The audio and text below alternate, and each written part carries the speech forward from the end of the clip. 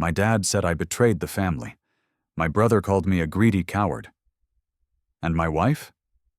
She sat in stunned silence while my father tried to swing at me across the dinner table, all because I said no.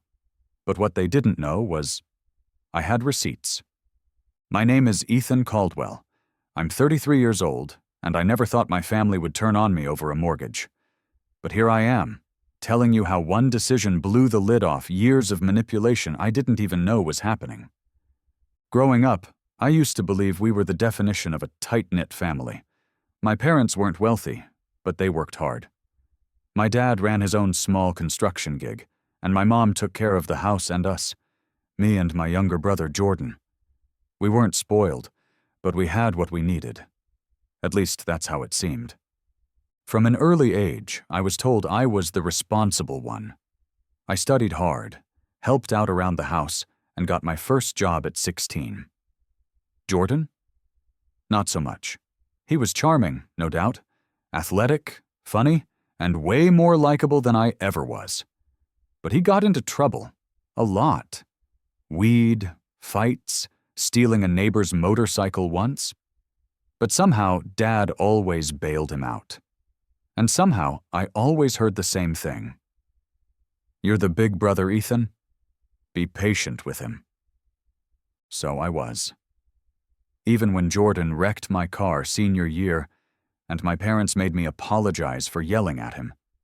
Even when he skipped our grandma's funeral because of a beach party. I stayed quiet.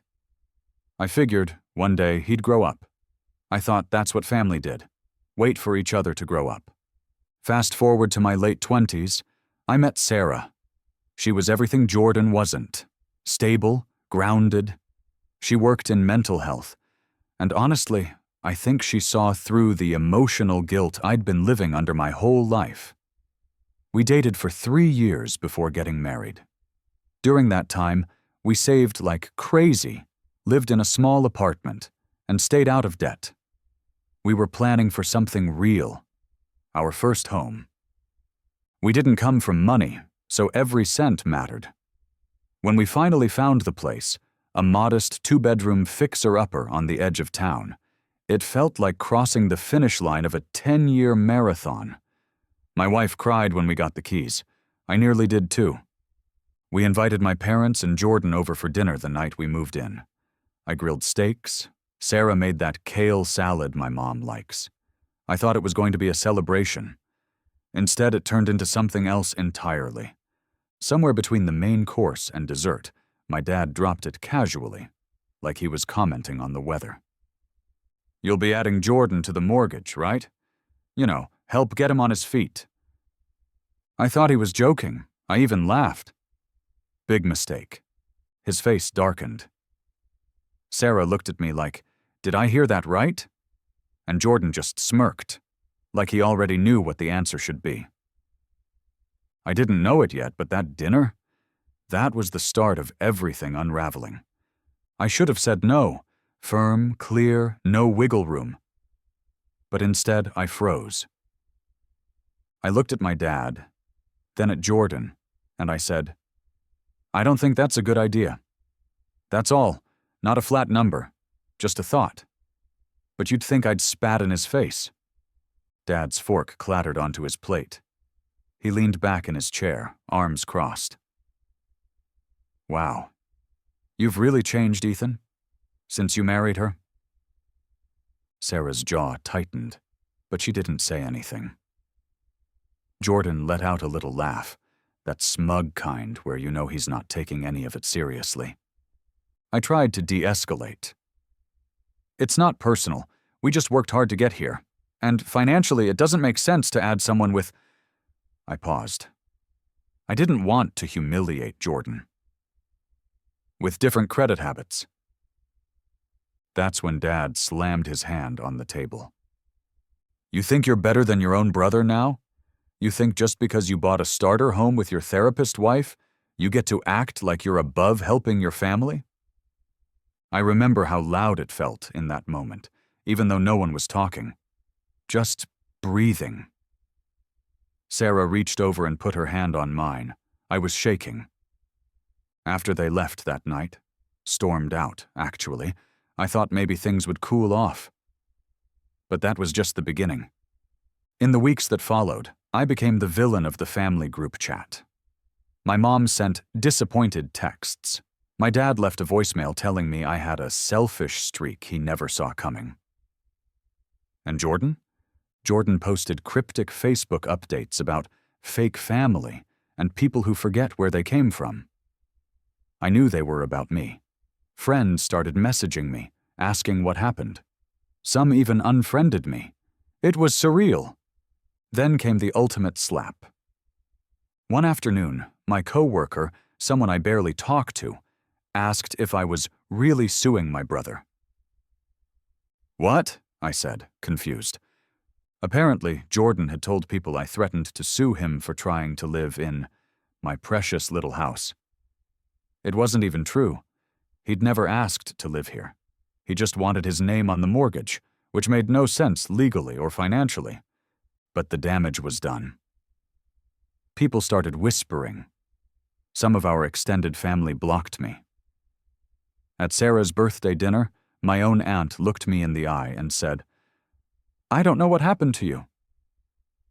I was losing my family, not because I changed, but because I didn't play along anymore.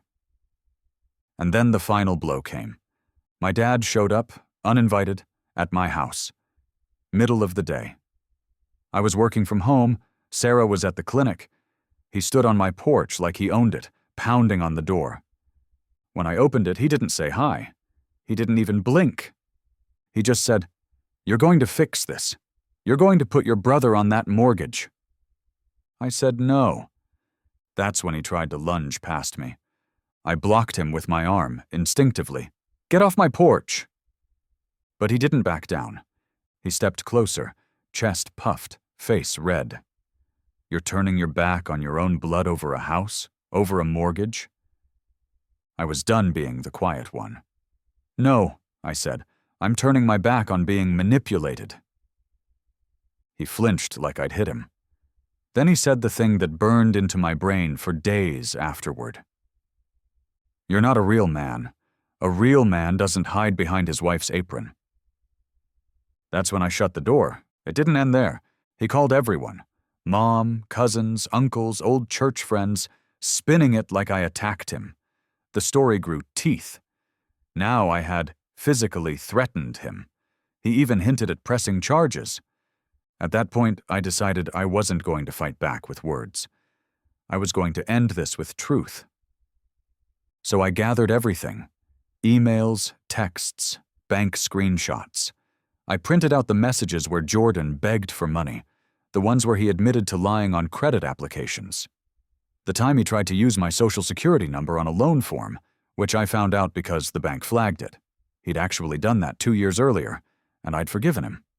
I even pulled up a message from my mom where she said, "I know he's a mess, but please help him one more time." I put it all in a folder. Then I did something I never thought I'd do. I invited the entire family to dinner. Every single one of them. Aunts, uncles, cousins, even Mom, Dad, and Jordan. I rented the event room at a local restaurant, neutral ground. Sarah was nervous, but she supported me. They came. They were curious, confused, tense. I stood at the front of the room, folder in hand. My heart was pounding, but I kept my voice calm. "I want to clear the air," I said, "and I want to do it with receipts." You could have heard a pin drop. I laid it all out. Chronologically, factually, no dramatics, just the evidence. The guilt trips, the financial manipulation, the crossed lines. I didn't attack anyone. I just showed them who they were asking me to support. Blindly. Jordan sat frozen. My dad tried to interrupt once, but Sarah shut him down. Let him finish. And I did. By the end, no one spoke. I handed out printed copies of the folder, let them read it themselves. Then I said, "I love this family, but love doesn't mean enabling abuse." I left the folder on the table and walked out with Sarah. By the time we got home, my phone had blown up. With apologies. My cousin Mark. I had no idea. I'm sorry. My aunt. You did the right thing. I see it now. Even my mom. I wish I had asked more questions. I'm sorry for pushing you. It didn't undo everything. But it was the first time in years I felt free. In the days that followed, my phone didn't stop buzzing. Some of the messages were kind. A few were quietly ashamed. And then, of course, there was the silence. The people who didn't reach out at all. Who just disappeared into the cracks, now that the truth wasn't so easy to ignore. My dad? He didn't say a word. Not to me, not to Sarah. He went dark. I heard through my cousin that he'd called the whole presentation a performance and claimed I was trying to humiliate the family. But even that fell flat because now people knew. I didn't twist the story. I exposed it. And Jordan? He deleted his Facebook a day later. Vanished, no apology, no explanation. Just gone. I found out he moved in with a friend across town and was trying to start fresh. I guess when the enabling stopped, so did the safety net. What surprised me most, though, was how I felt afterward. I thought I'd feel triumphant, vindicated, maybe even smug. But I didn't. I felt hollow. Tired. Because the truth is, I didn't want to win. I didn't want to expose my family or drag out their worst moments. I just wanted peace. I wanted to protect the life Sarah and I had built, without having to justify every boundary we set. There was grief in that. Real grief. The kind you don't expect when you're the one finally standing up for yourself. Sarah and I had some hard conversations in those weeks. I realized how much I'd internalized being the fixer, the one who absorbed the chaos so no one else had to. It took years of being called responsible to realize that was just another word for sacrificial in my family. I started therapy. Actually started it, not just talked about it.